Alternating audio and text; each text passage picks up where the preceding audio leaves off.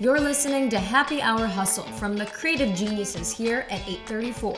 We're funny, informative, and we swear. We talk all things marketing, communication, small business, plus we offer up hot takes on our industry, and whatever else we feel like talking about. So, grab your drink of choice. It's always 5 o'clock at 834. And crank it up. Hey hustlers, Happy New Year. Took a little bit of a break so we can get a hiatus over the holidays. I hope everyone got some good rest. And now it's 2025 and everyone is circling back.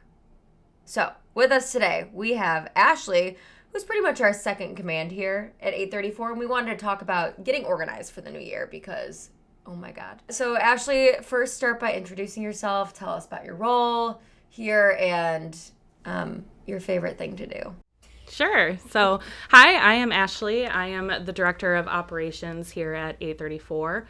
I'm also what is called the integrator, which is part of the entrepreneurial operating system, which we'll get into a little bit more. Great job saying entrepreneur. Yeah, I can never get that out. Early. So the fact that I did it was amazing. But yeah, I just help the team, whether it's internal processes or identifying the needs of different projects, just kind of helping figure out how we can work better. Yeah, and Ashley does a great job at that, keeping us all on track and organized. Do you want to talk? Oh, sorry, you have to say your favorite thing to do. Yeah, my favorite thing to do. Well, maybe not right now in January, but I do love being outside. I love camping and just enjoying Michigan's beautiful lakeshore. So when the weather gets better and warmer, that's definitely where you will find me. Oh, the beach. Yes. I miss the beach. Right now Right. the beach is frozen like everything else here. So Ashley, let's dive into it a little bit. What tools or systems do you use, does the company use to keep track of deadlines and deliverables and keep all of our stuff in line? Yeah, so we really rely on a project management system called Teamwork. It keeps everything organized. We have all of our clients, all of our projects, campaigns, events, all of that organized and tasked out within the Teamwork system. And that just allows us to see a big overview of what tasks are assigned to each person, but also what tasks are assigned for the project or the client so that we can create a really good timeline and understand how much time needs to go into each element of whether it's public relations or a specific event that we need to plan for. Everything is tasked out, broken apart, and we use labels and tags just to keep everything super organized. Absolutely. And for those who don't have a system, what are kind of like the key things when you're keeping all of your multiple projects or tasks in line that people should be thinking about? Yeah, so I think a big part of it is just identifying how much time actually goes into either a task or a project, and identifying that even within how many work days it will take. So, you know, if something's going to take you 4 hours, that doesn't mean you have to do a 4-hour block, but that does mean that you need about a half of a work day. So how are you going to fit that into your week, your time?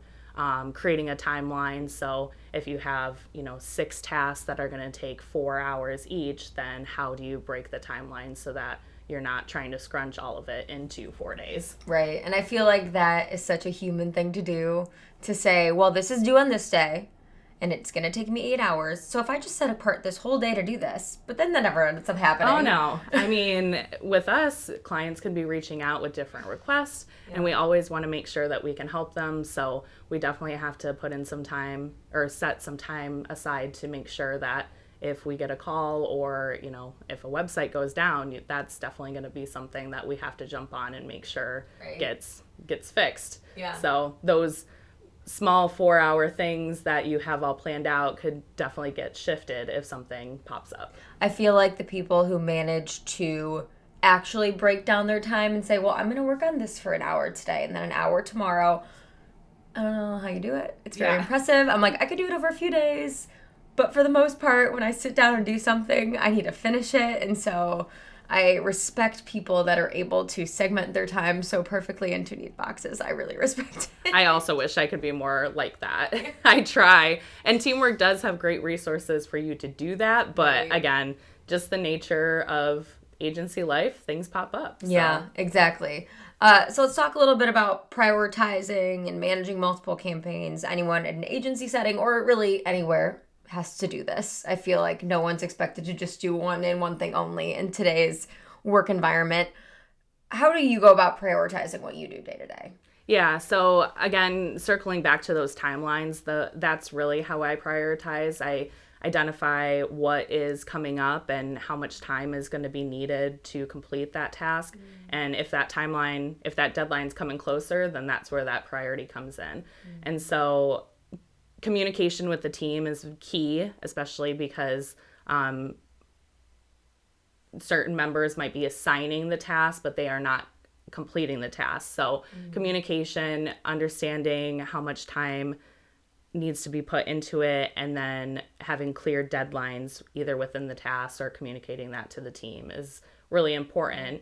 Otherwise, things can get pushed out without realizing that it needs to get done sooner. Yeah. So. And that's why we always build in buffer time. Always, yes.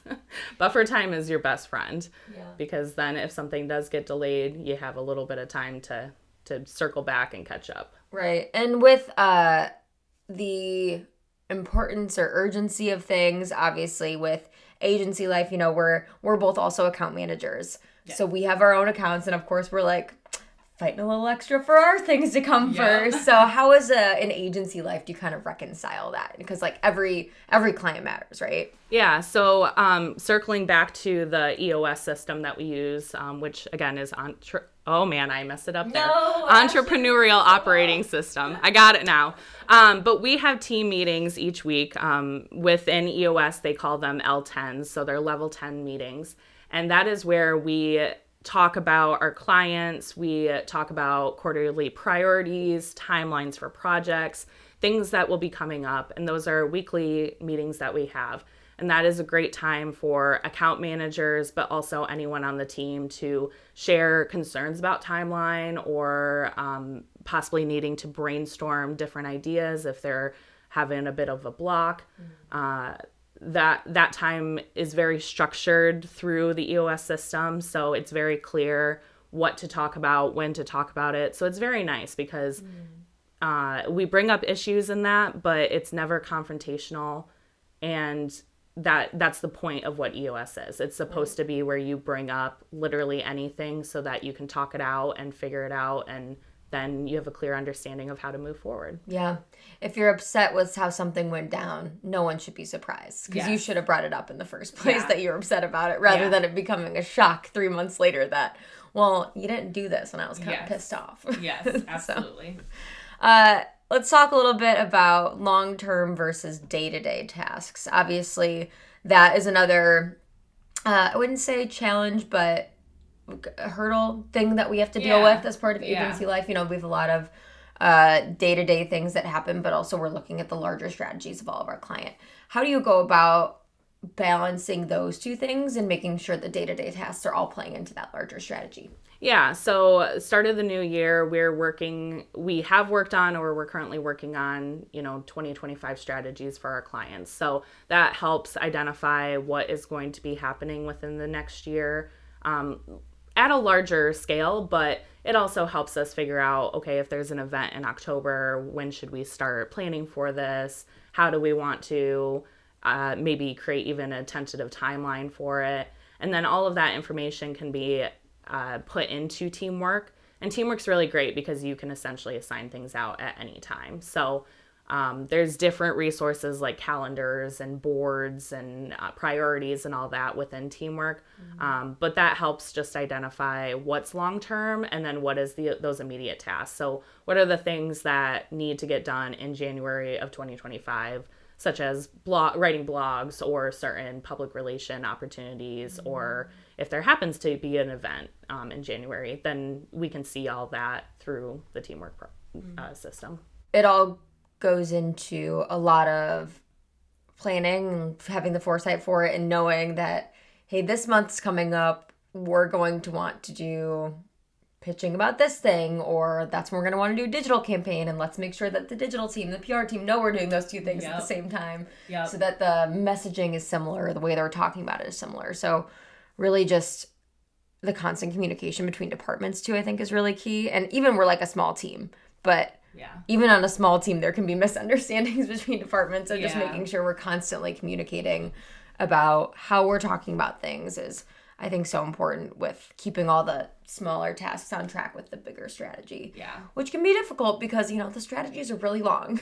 Yeah. And well, with every strategy or event or pretty much any project that we work on, we start with a brainstorm and pull everyone in the team, which is nice because then it gets everyone's ideas out, but it also makes everyone aware of what is coming up and what they can expect. And, when they get that task to do research or to set up that ad or whatever it could be, it's really not a surprise because we had talked about it either in a brainstorm or a meeting. Yeah, and you kind of just hit on the next thing I want to talk about is the collaboration part of it. Yeah. Which we do a lot of collaborative stuff here, which is great. We've got a lot of people with different expertise, so it's nice to pull them all in to talk about the different things they're experts on. Yeah. How do you organize that workflow when we are collaborating on so much? Yeah. Brainstorms are a big part of it because it can help identify the needs of the thing that we are working on. And then from there, we can really organize it into teamwork. So teamwork, we organize it by client and then break it down by the service that they have with us. So if they are a public relations digital client, then we break down the tasks within those two departments.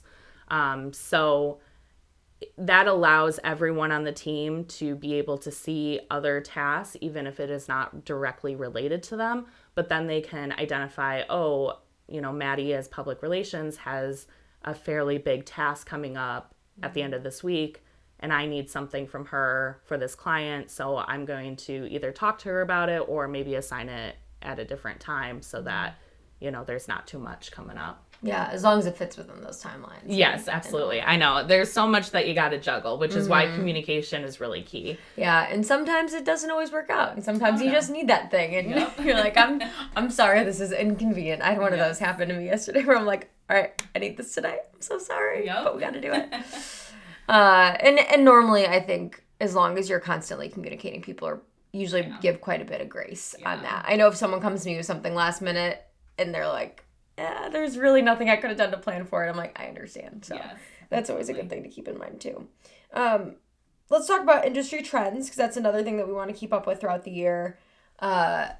Specifically with us, there's so much changing. I mean, in the digital world, just insane. I know Ro and Britt have to keep up with so much on that front. But also just with the way the market's moving, how people are getting information. How would you say are some of the best ways to keep up with what's happening in our industry? Yeah, so I know a lot of members on the team really rely on newsletters to give them quick updates, things, they follow specific, whether it's digital channels or public relation channels, they're following newsletters because those emails will typically have high-level top 10 things or, something along those lines. Obviously, social media is always going to keep you super updated. But you gotta love that sometimes the news or the information is not always well researched. Yeah, so we've got feelings about it. Yeah, talking internally, when we find something interesting, we pop it into our, communication, our chat, and we have a quick discussion about it, about what we think the future will be. Is TikTok going to end, or is, what does the future look like for that? So why is Facebook letting people lie openly again? Yeah. Who knows? Yeah.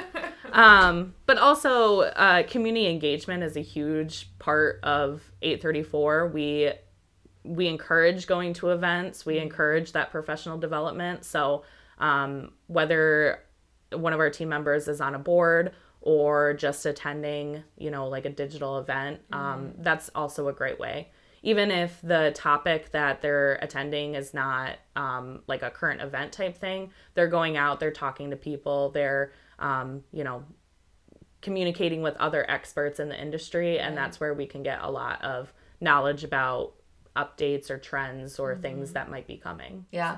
And I know personally for me too, even when it's not a directly marketing related event, for example, we have clients in the government contracting space. I've been to quite a few of those. And so now it's really easy for me to communicate with our other government contract clients, because you hear a little bit of the terminology and you hear the acronyms over and over again. And now I feel like I can speak that language really well. So it's good to go to things that are outside of your industry and comfort zone as well, because then you get to be knowledgeable about another thing that you could potentially grow your business into. So yeah, I actually went to an IT event last year, and in my introductions, I said, I'm in marketing. I work for an agency, integrated communications. And I had so many people say, why are you here? And I said, why not? Like, why not learn more about a different industry? You never know when something might pop up that little bit of knowledge can really help you. So I would definitely recommend going outside of what your current industry is. Yeah. Absolutely. All right. So to kind of top things off, what would you say are, as people are planning 2025 right now? Hopefully they've already started. Yeah. But what are like the top 3 things you think are most important to remember heading into the new year? Yeah. So I think creating a overarching timeline, even if it is just really high level, is just helpful to keep you on track. Mm-hmm. So then even when the next month rolls around, you can reference back to it and say, okay, this is what we were thinking at the beginning of the year. This was our goals. Putting in actual measurable goals in there, saying, I want to hit X amount by, the end of May or the end of Q2 or whatever it could be, just to help you keep on track. If things change, that's fine. That's kind of how the year works and how current trends and events can affect things, but then at least you have a good idea of what a plan is, and you don't have to try to figure it out as you're going along. And also I highly recommend trying to find some kind of system to help you keep organized. So whether you use Teamwork or some kind of other project management system, it's just a great way to even keep the communication going within the team, but also then you don't lose those things that you're trying to work on. I do have hundreds of sticky notes on my desk, but they are reflected into Teamwork, and that, so it just helps me keep organized, and then you don't have the excuse, well, I lost that sticky note. Right. And it's not even just about personal organization. Yeah. It doesn't matter how organized you are personally. It's not your job to organize a team, and that's why you have those systems in place. You know what I mean? It's so everyone can individually input their stuff so that as a whole the team can become organized and know what's happening. Because again, it's not your job to let everyone know what you're doing all the time. And I mean, I guess you could use calendars, but I agree. I think it's nice to have something where everything's in one place. Yes. Yeah. Well, awesome. One last thing as we part, what are you most excited for in 2025? Oh man, that's a great question. Professionally, I'm just excited for our team to grow and for more projects and different events to come. Mm-hmm. We already have things planned, and I just like seeing our team going places. I also enjoy going different places, so I'm just excited for more community engagement, client engagement, all of that. Personally, I think I'm just ready for a fresh new start. I didn't really set any resolutions, but, I have goals to keep my house cleaner and, just enjoy the weather a little bit more and all of that. So we'll see how that goes. Maybe I'll circle back at the end of the year and report. Setting achievable goals is really important, too, because you don't want to feel like crap at the end of the year either. When you're like, well, I didn't do that thing. Yeah. I set a one to read a bunch of books last year, and I didn't. I got close, but I did not do it. Good. Yeah, that's true. All right, well, awesome. Thank you so much, Ashley, for joining us. We've got a lot of exciting podcasts this year, so please stay tuned and stick around. Until next time, see you in the Download Hustlers.